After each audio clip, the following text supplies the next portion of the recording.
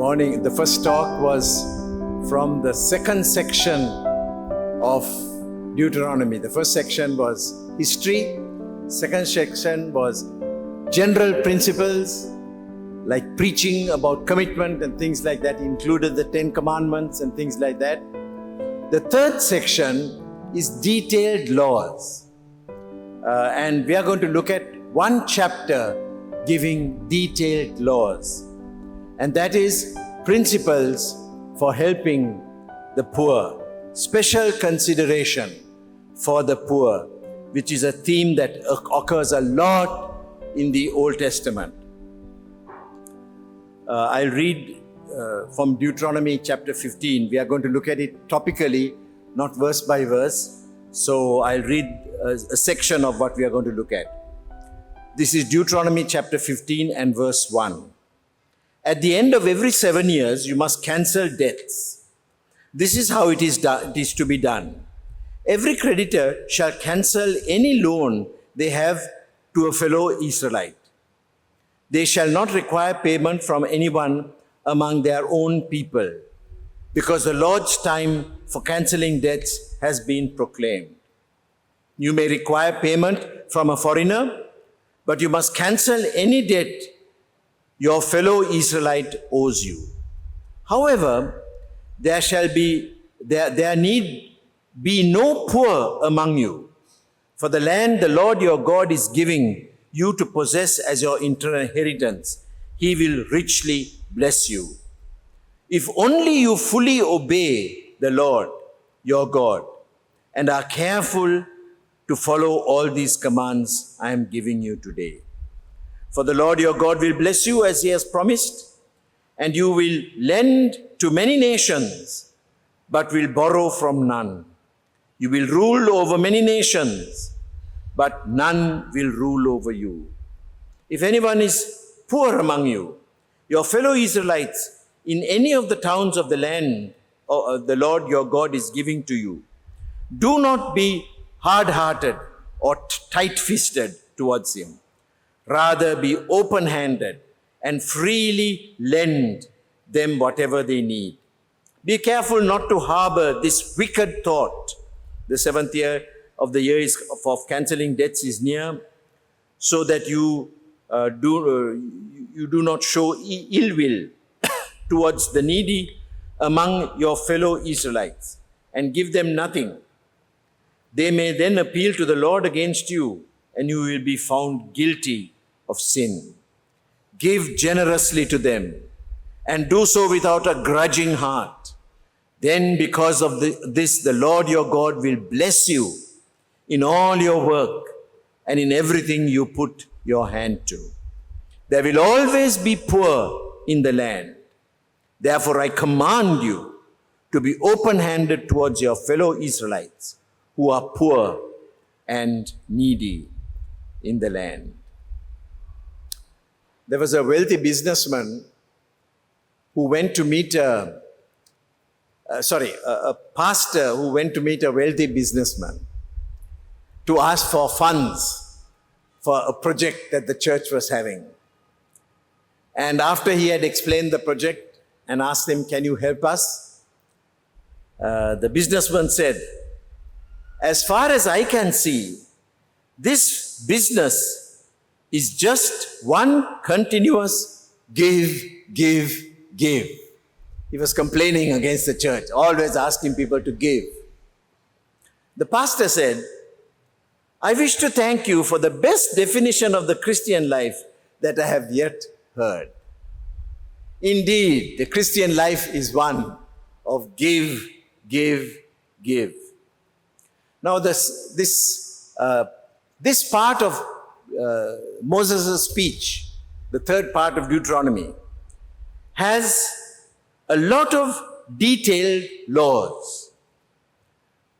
It covers 15 chapters, chapter 12 to chapter 26. And in these 15 chapters, 6 of the chapters talk about giving. And so we are going to look at some of them, some of the things that they have said here. So the Christians are people who are serious about giving. I said these are like the constitution of the people, and the constitution had laws saying you must give to the needy. That was part of the laws of the nation. The first one is what we call sabbatical cancellation of loans. Now this is what they call the sabbatical year. At the end of 7 years, Moses says you must cancel debts. This is how it is done. They shall cancel the loan if they have made, or which they have made to a fellow Israelites. So every 7 years, loans are cancelled. Now, I must explain that this is not business loans. These are loans given to destitute people who have struggled, who have no money, and they have asked people for loans.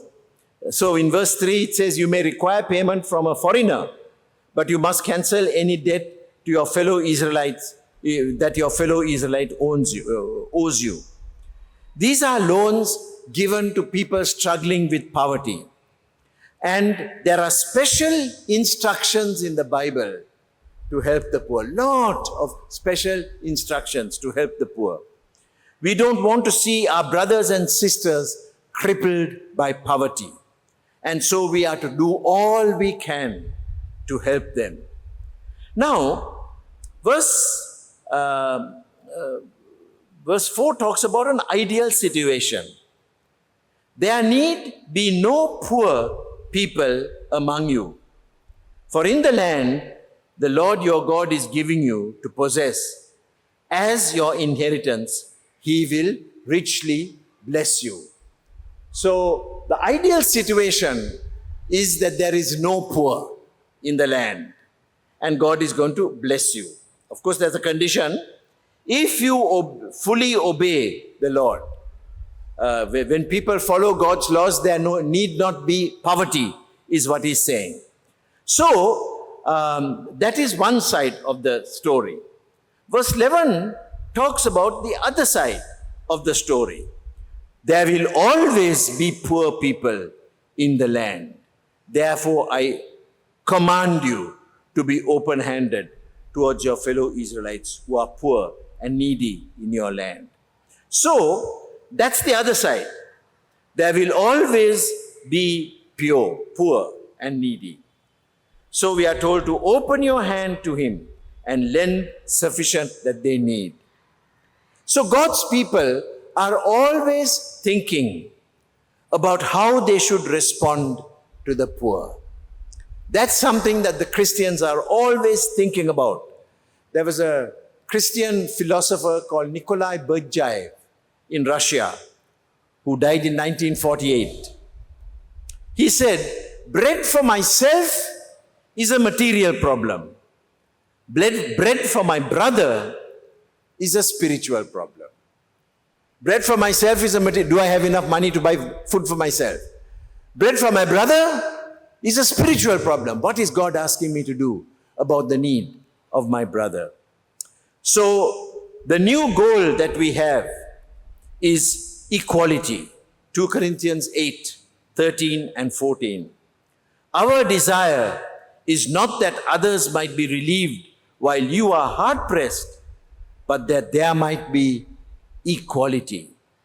We want to have closeness. The goal is equality. So, when we think of the actual situation, verse 11, there will always be poor in the land. Now, Jesus quoted this verse when the woman, anointed him. And the disciples said this money could have been spent to the poor, given to the poor.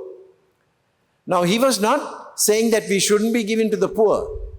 What he was saying is they are always there. All the time, you need to be thinking about the poor. All the time. This is a special occasion. And this lady has anointed me for burial, says Jesus. And this is something that should have been done in preparation for my death. So, this is the real situation. There is always poor among you. Next slide. God will bless the giver. There are several times where blessing is promised to those who are generous to the poor. This is something. You don't have to be sorry about helping people. You don't have to boast as if you have done some great thing. Because God is going to bless you. And you believe God's blessing. So you're not going to be unnecessarily, proud and boastful about what you have done, as if you have made a great sacrifice. So look at these verses. Verse 4, He will richly bless you. Verse 6, for the Lord will bless you. Verse 10, because of this, the Lord your God will bless you in all your work. Verse 15, and the Lord your God will bless you in everything you do. This is for the generous people. Now, Acts 20 and 35, Jesus said, a quotation from Jesus in the book of Acts, it is more blessed to give than to receive. Now, one blessing that we will get is the provision of our needs. When we give, God will look after us. I don't know whether you've heard this story coming from the life of Hudson Taylor. Hudson Taylor was a great missionary who went to China, opened many doors there for the gospel. And as a young man, he was preparing medicine. He wanted to be a doctor in China. And he was learning medicine under a doctor. Those days you worked under a doctor. So this doctor was a Christian, but a very absent-minded man. And he would not give him his allowance sometimes. Forgets to give the allowance.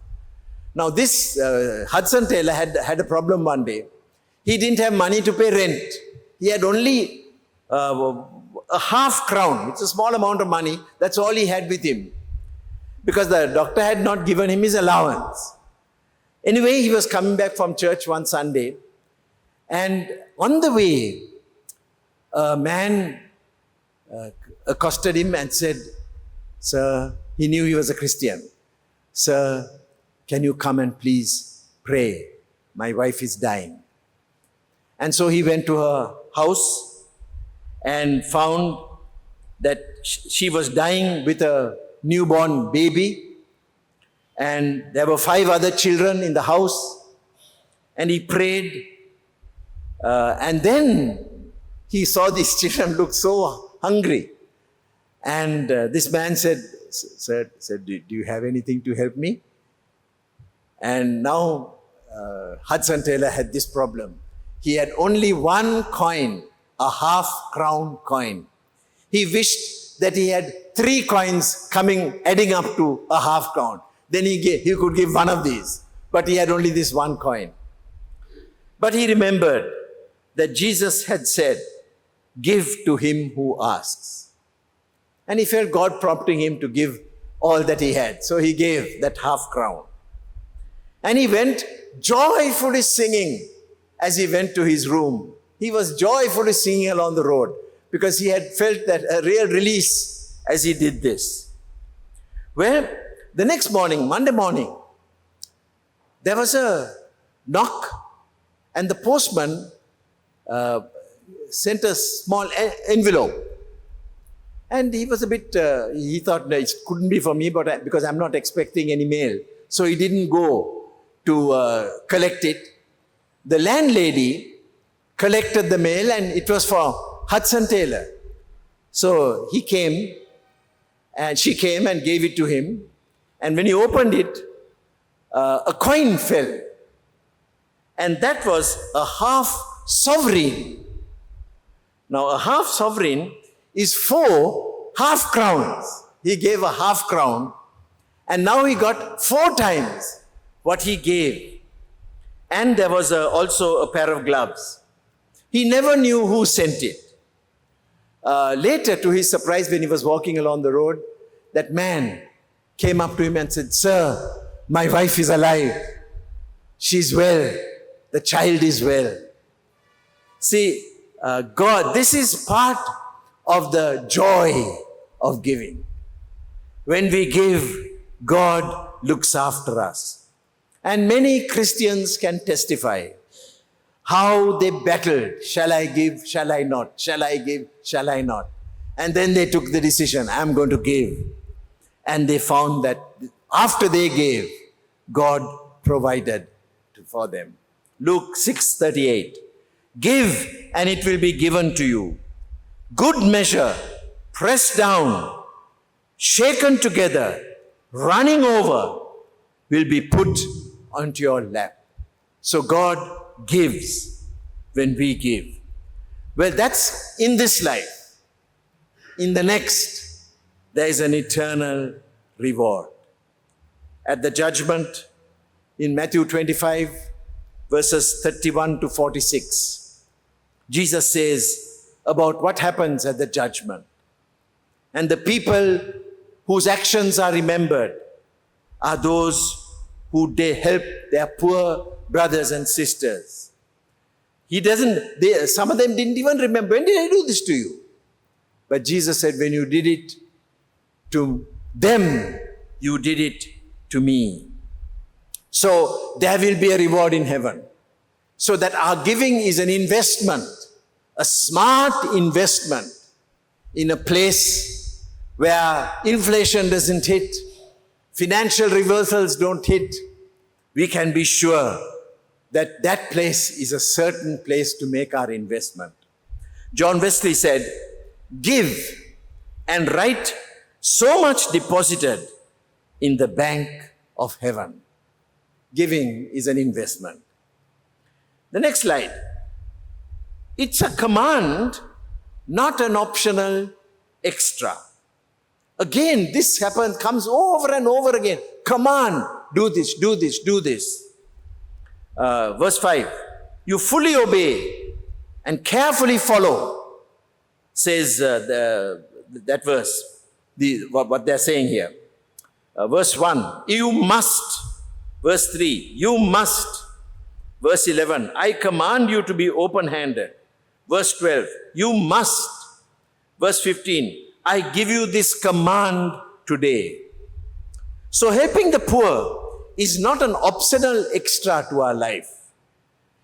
Sometimes we will try to escape this thought. In verse 9, Moses says, be careful not to harbor this wicked thought. What is this wicked thought? The 7th year for cancelling debts is near, so that you do not show ill will toward your towards the needy among your fellow Israelites, and give them nothing. They may appeal to the Lord against you and give you, and you will be guilty of sin. What he's saying is, now the year of sabbatical is coming, so you'll have to give back, cancel the loan. Now it's closed. So when somebody is in need, don't say the year of sabbatical is coming and I won't get anything back, and be without helping the poor. That's what he's saying here. We help the poor, whether we can get back or not. Sometimes employers ask, how much can we reduce from what we can give them? We are always trying to reduce. Especially from employees on the lower ranks. The Christian says, how best can we help them? Not how little, but how much. There was an early church father called Tertullian. He died around 215, 220, very early in the life of the church. He says, it is our care for the helpless, our practice of loving kindness that brands us in the eyes of many of our opponents. This is what makes Christians distinct in our world. What is it? Only look, they say. Look how they love one another. There was a person who wrote a book called The Rise of Christianity. Talks about how in 3 centuries, the Christian church conquered the Roman Empire. Now some historians say that this was because of an edict from the King Constantine. But before that, there was a groundswell of acceptance of Christianity among the people. And a key, and this person goes to show how this happened. This book, Rodney Stark is the author. And he says one of the key things that happened was that there were two big epidemics in the Roman Empire. And people, if they were cared for, they would survive. But a lot of them died, also because they were not properly cared for. But the Christians cared for their sick. Not only did they care for their own, they cared for others who had been abandoned. Their relatives abandoned them and left them to die without helping them in their sickness. And this influenced the people. And they were positively oriented towards the gospel of Christ. What a need there is for Christians to show that we are people who care. This is a time when a lot of people are struggling. All of us are struggling. Can't make ends meet. In a time like that, what if the Christians cared for others in spite of their own problems? Well, it will speak well for the gospel of Jesus. So, in the Israelite camp, there was a well-organized method of meeting the needs of the poor. And we too must find ways of doing that. Sometimes the best way could be through the church. The church has funds that has a system where they collect and give. If you don't have much connection with the poor, maybe that is one way. But let me recommend that it will be greatly enriching to have connections with the poor. I have worked with the poor for about 45 years. And how much I have learned from them. How much I have been blessed by the lessons I have learned from their lives. Maybe you need to go through somebody because they have studied and found out what is the best way to do. Then the next point, we must be generous. There is a vivid picture, language to describe generosity here. Verse 7, don't be hard-hearted or tight-fisted. Hard-hearted or tight-fisted. Verse 8, be open-handed and freely lend. Verse 11, be open-handed. Verse 10, give generously without a grudging heart. Verse 13, don't send them away empty-handed. Verse 14, supply them liberally. So we are asked to be generous. Paul, speaking to wealthy people in 1 Timothy 6:18, says that wealthy people are to be rich in good deeds, to be generous and willing to share. A good principle that many Christians have adopted is that we will simply live. So we will live simply so that others may simply live. We will live simply so that others may simply live. Then we can give extravagantly. John Wesley had this principle of economics. He says, earn all you can or gain all you can. 3 principles. Gain all you can. Second, save or economize.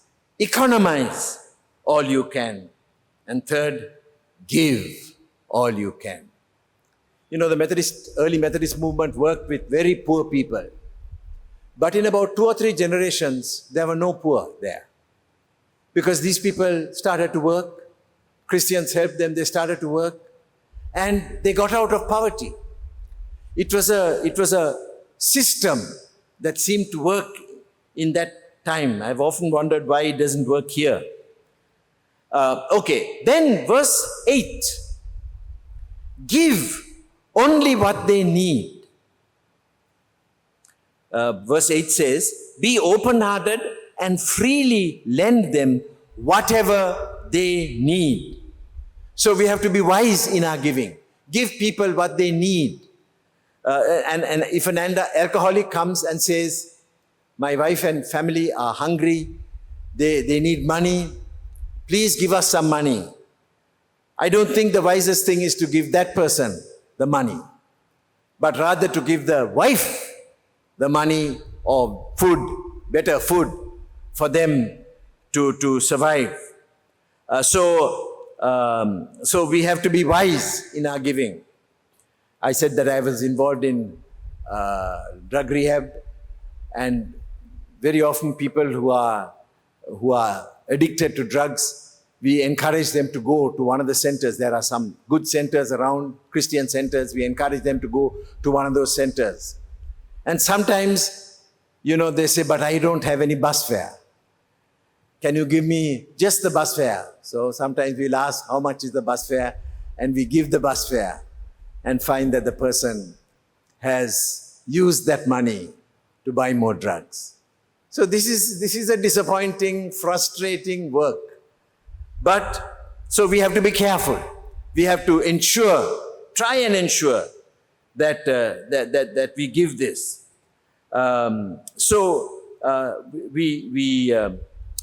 We give only what they need. And we must encourage people, the poor, don't know how to handle money. That's one thing that is very true about a lot of the poor people. When they get something, they will use it immediately. And then it's over.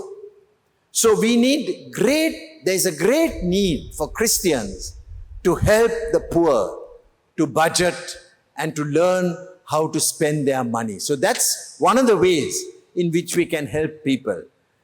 So those of you who are in administrative jobs, this is a great way of serving people, to help people to budget and live their lives in a proper way.